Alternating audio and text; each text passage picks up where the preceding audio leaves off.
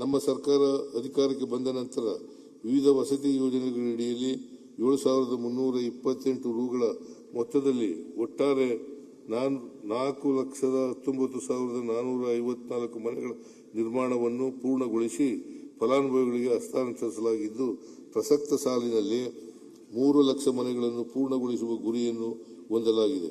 ಹಿಂದಿನ ಸರ್ಕಾರವು ಅನುದಾನ ನೀಡದೆ ಮಂಜೂರಾತಿ ನೀಡಿರುವ 4,90,000 ಮನೆಗಳನ್ನು ಪೂರ್ಣಗೊಳಿಸಲು ನಮ್ಮ ಸರ್ಕಾರ ವತಿಯಿಂದ ಕ್ರಮ ಕೈಗೊಳ್ಳಲಾಗುತ್ತಿದೆ. ಸರ್ವರಿಗೂ ಸೂರು ಕಲ್ಪಿಸುವ ಉದ್ದೇಶದಿಂದ ರಾಜ್ಯದ ವಿವಿಧ ವಸತಿ ಯೋಜನೆಯಡಿ ಬಿಎಲ್ಸಿ ಆಧಾರಿತ 1 ಲಕ್ಷ ಮನೆಗಳ ಹೊಸ ಗುರಿಯನ್ನು ಮಂಜೂರು ಮಾಡಲಾಗುವುದು. 1 ಲಕ್ಷ ಮನೆಗಳ ಹೊಸ ಗುರಿಯನ್ನು ಮಂಜೂರು ಮಾಡಲಾಗುವುದು.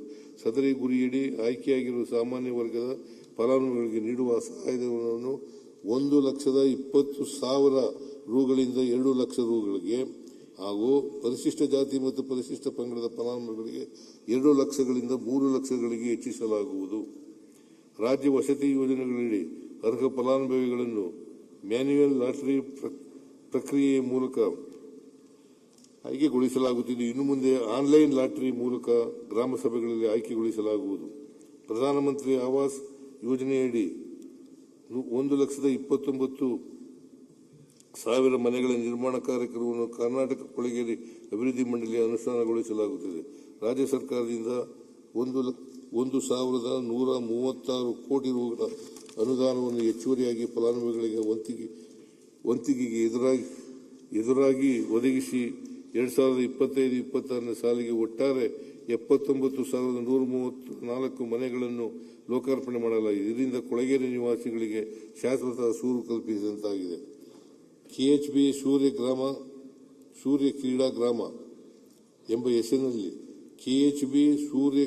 ಗ್ರಾಮ ಎಂಬ ಹೆಸರಿನಲ್ಲಿ ಕರ್ನಾಟಕ ಗೃಹ ಮಂಡಳಿ ವತಿಯಿಂದ ಬೆಂಗಳೂರು ನಗರ ಜಿಲ್ಲೆಯ ಆನೇಕಲ್ ತಾಲೂಕಿನಲ್ಲಿ 80,000 ಆಸನ ಸಾಮರ್ಥ್ಯವುಳ್ಳ ಕ್ರಿಕೆಟ್ ಕ್ರೀಡಾಂಗಣ ಹಾಗೂ ಅಂತಾರಾಷ್ಟ್ರೀಯ ಕ್ರೀಡಾಕೂಟಗಳನ್ನು ನಡೆಸಲು ಅನುಕೂಲವಾಗುವಂತೆ ಅಂತಾರಾಷ್ಟ್ರೀಯ ಕ್ರೀಡಾಂಗಣವನ್ನು ನಿರ್ಮಾಣ ಮಾಡಲಾಗುವುದು. ಕೆಎಚ್ಬಿ ವತಿಯಿಂದ ನಮ್ಮ ಮನೆ ಯೋಜನೆಯಡಿಯಲ್ಲಿ ಮುಂದಿನ 2 ವರ್ಷಗಳಲ್ಲಿ 50,000 ನಿವೇಶನಗಳನ್ನು ರಿಯಾಯಿತಿ ದರದಲ್ಲಿ ವಿತರಿಸಲು ಉದ್ದೇಶಿಸಲಾಗಿದೆ. ಆಹಾರ, ನಾಗರಿಕ ಸರಬರಾಜು ಮತ್ತು ಗ್ರಾಹಕ ವ್ಯವಹಾರಗಳು.